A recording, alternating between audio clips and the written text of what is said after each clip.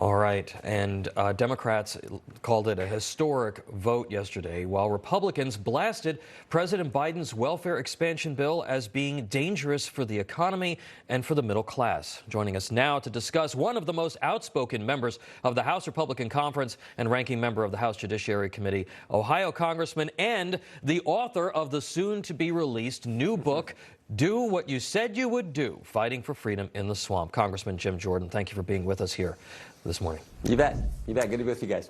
Congressman, first, I need to get your reaction, not to the Rittenhouse verdict necessarily, sure, but from the response from leading Democrats, including the chairman of their campaign committee, who at one point yesterday tweeted out, "No justice, no peace." No, I actually think just the opposite. I think those statements are ridiculous. This was justice. This shows that the American system of due process works. This was a God bless America type of day for I think the country. You know, if that wasn't self-defense, Tom, tell me what is. So I think this is a win for due process. I think it's a win for our country. It's a win for the system where those jurors, knowing what was going on outside, knowing what Democrats were saying, reached the conclusion that the facts and the truth warranted. So it was also a win for the Second Amendment and for our Constitution. So I think all in all, it was a good day for freedom, a good day for the process, a good day for America. All right, now moving on, Democrats are on the ropes in Washington. Were you surprised that every Democrat, I believe save one, actually went on record supporting this massive welfare expansion and raising taxes by some accounts on 80% of Americans?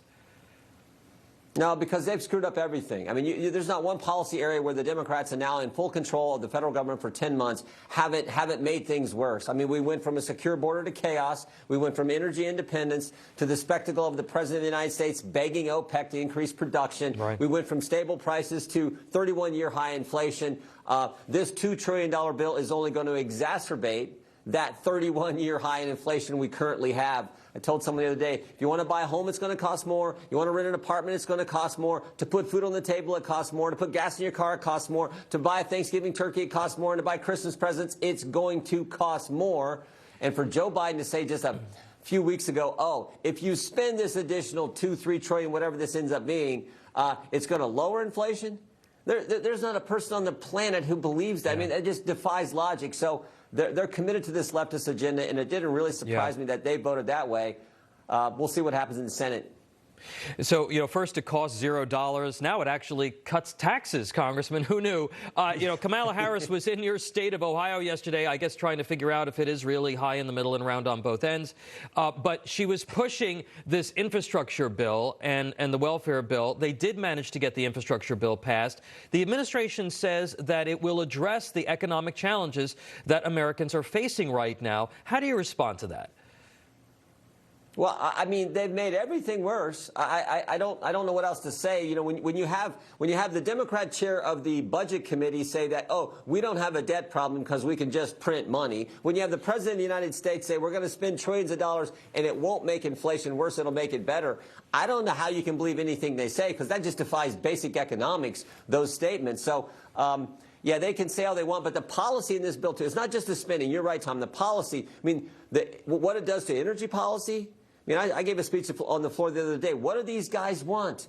$8 gasoline, for goodness sake? And then, of course, the tax increases that are in the bill are only going to further harm families who've seen their real wages go down. They were up under President Trump. They're down under President Biden.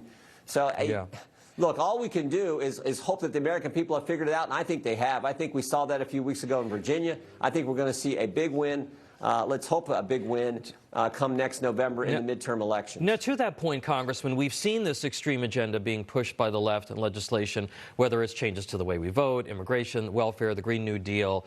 But where is the Republican plan? And do you think that it's time now, going into 2022, that the GOP comes up with another contract with America and puts forth an actual plan?